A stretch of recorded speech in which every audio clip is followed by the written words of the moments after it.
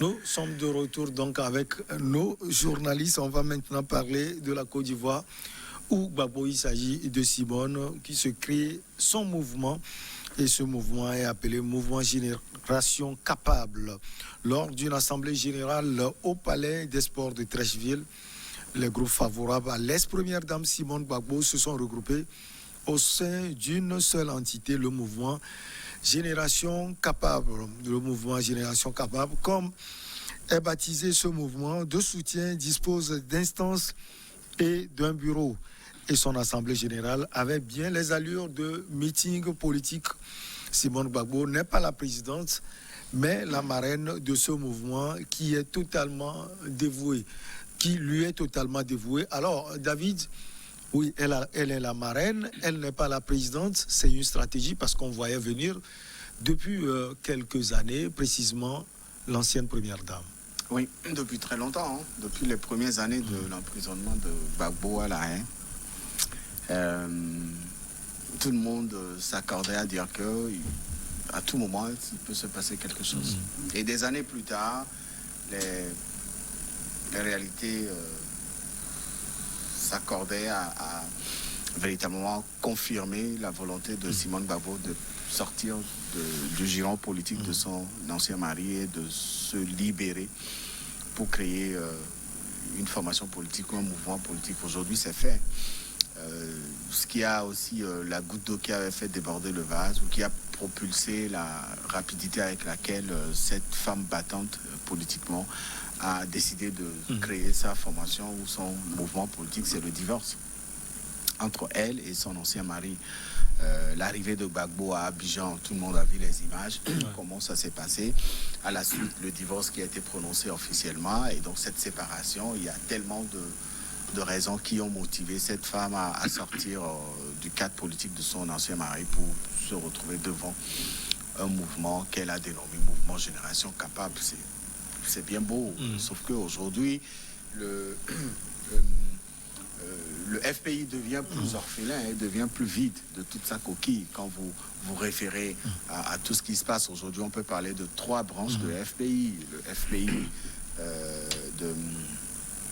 le gars, Afinguessan. De Afinguessan, qui est là. Le FPI de Gbagbo, enfin, Gbagbo ou rien, comme ils se font appeler. Le gars. Aujourd'hui, le mouvement Génération Capable de Madame Simone Gbagbo. Ça pose un problème. Est-ce que c'est le destin qui est réservé au FPI après l'emprisonnement de Gbagbo et quelles seront maintenant les possibilités, les capacités que peut disposer le FPI aujourd'hui pour véritablement se remettre ou bien renaître de ses cendres, comme on le dit. Donc en formant cette formation politique, cette dame ne vise qu'une seule chose, c'est de prouver aux sceptiques qu'elle est capable, sans son mari, de véritablement répondre aux aspirations politiques des Ivoiriens.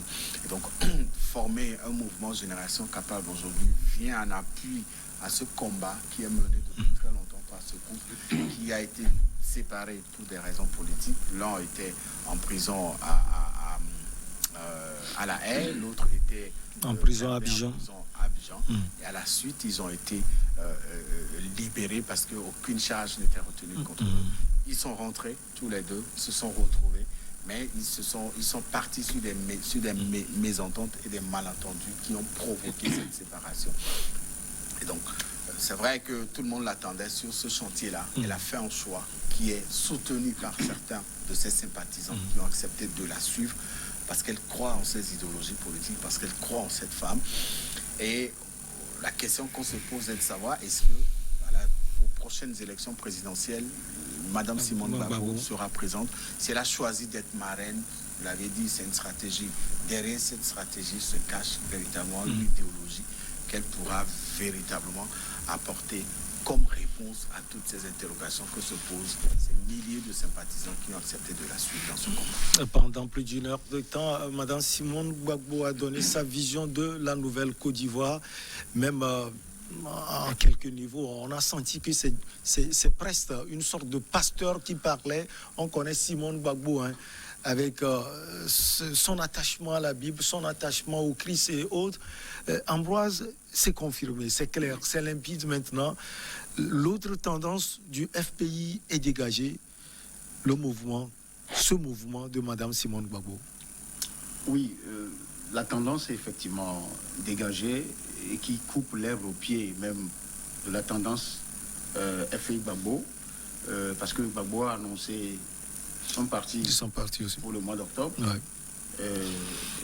Mme Simone n'a pas attendu avant de sortir son mouvement. Elle ne voudrait pas être surprise après la création du parti de Laurent Gbagbo, de par ses militants, parce que pour être vraiment réaliste et tranché, c'est Simone qui a fomenté en toute pièce, ou en dehors de toute pièce, le FPI. Simone est plus politicienne. On dit qu'elle fait partie de l'aile dure du FPI. Oui. De la Côte d'Ivoire, au même titre que Laurent Gbagbo. Et elle n'est pas née de la dernière pluie. Et elle a pratiquement un même cursus que Mme Winnie Mandela, quand on suit un peu la trajectoire des deux femmes. Mandela est en prison, Mandela sorti en 90, certes retrouvé son mari, qui a été aussi très diplomate, mais qui ont divorcé parce qu'il y a eu des choses qui sont passées. Qui sont passées. Certains ont parlé d'adultère, certains ont parlé des choses, parce qu'il fait 7 ans en prison. C'est pas laisser facile. Une femme au carreau, ce n'est pas évident. Je ne sais pas si c'est la même chose qu'on reprocherait à Yvette. Simone Yves Gbagbo. Mais je me dis quand même que moi j'ai été vraiment touché et écœuré par cette séparation qui, à mon sens politiquement, pouvait naturellement fragiliser Gbagbo, parce qu'il y a tellement de militants de Mme Simone qui constituent le lot de Gbagbo, le lot des militants de Gbagbo. Et voilà qu'aujourd'hui, il y a une scission. D'abord, ça fragilise tout le FPI, que ce soit de la tendance. Je ne compte même pas la tendance à Finguessa. C'est le vrai FPI même. Parce que moi, j'ai toujours eu à dire, que même si je l'ai aimé ces derniers temps, quand il a souffert dans la main de Ouattara avec son 3e mandat, Judas, en prenant les sacoches d'argent pour avoir livré Jésus, n'a pas eu le temps de dépenser cet argent-là. Judas est allé se faire pendre. Et l'argent est tombé quelque part. Donc, en partant, naturellement, il a laissé des héritiers. Ces héritiers-là, on en voit en Côte d'Ivoire, on en voit au Burkina Faso, on en voit même au Congo-Brazzaville. D'ailleurs, je parle des traîtres. Quand on est traître, on n'avance pas. C'est sûr qu'on a le ventre rempli, puisque le seul idole à vénérer, c'est le ventre. Mais au-delà de ça, c'est fini.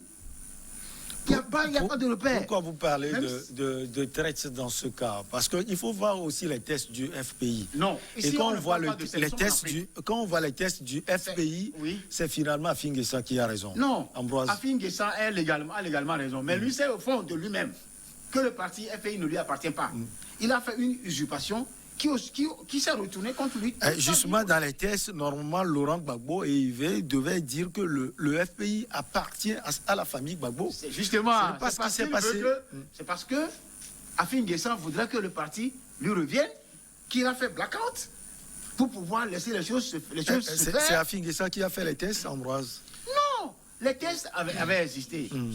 Finguessa, ces tests avaient été en guise faits de reconnaissance à son mentor, lui-même il a dit que c'est son mentor. C'est Gbagbo qui a créé de toutes pièces FPI avec Yves Gbagbo. Donc, Finguessa n'est que quelqu'un comme Sangaré qui est décédé. Le meneur même du FPI, lui, il m'intéresse trop. C'est Sangaré, l'autre, le vieux là, Sangaré, il est bon. Malheureusement, ça aurait été lui si c'est lui qui était là, à la place d'Afi, tout ce serait fait au nom de Gbagbo. Mais Afi n'a pas... Ce qui a énervé Gbagbo, Gbagbo n'a pas compris pourquoi Afi s'arc-boute à s'accrocher à un parti qui n'est pas le sien. Et la preuve... Justement, c'est ce que je dis. On va écouter, David. Une précision, je crois qu'à un moment de l'histoire politique du FPI, il fallait prendre les décisions qui s'imposaient. Gbagbo n'était plus là, il était emprisonné quelque part. La vie du parti politique ne peut pas continuer. s'arrêter. Il y avait les élections présidentielles qui s'annonçaient, il y avait les négociations pour la formation d'un gouvernement, il fallait prendre la décision qu'il faut. Et Gbagbo, il était très loin du pays. Difficilement, enfin, ils n'arrivaient pas à le contacter. Et donc, il fallait prendre une décision. Des gens sont allés voir Gbagbo dans sa cellule pour lui dire, Monsieur le Président, nous sommes en train de préparer un congrès pour renouveler... Il n'avait pas eu onction de Gbagbo. Gbagbo s'est opposé, ce qui est tout à fait normal. Parce qu'il avait Sangaré. Gbagbo aimait Sangaré. Et derrière ça, il y a eu un forcing qui a été opéré par Afin Guessan et quelques là les origines qui ont pris le FPI sous leur coupole. En otage. Ils sont allés rencontrer le gouvernement. Et donc, pour Gbagbo, sans lui, le FPI ne pouvait pas continuer. Non, puisque David l'a dit. David l'a dit, mais de façon insidieuse. Non, c'est pas moi qui le dis. C'est les militants du FPI qui le disent. Voilà. Sans Gbagbo, le FPI n'existera pas. La preuve, Gbagbo est rentré à Abidjan, le FPI et Afin Guessan existaient. Gbagbo s'est retiré du FPI avec ses amis, Gbagbo ou rien. Il est en train de préparer la création de sa formation politique pour l'annoncer en octobre. Et donc le FPI s'est retrouvé aujourd'hui dans la petite coquille qui est dirigée par Afin Guessan. Simone aussi. Il lui a dit qu'il lui a donné l'enveloppe. Oui. Voilà. Simone finalement s'est retiré.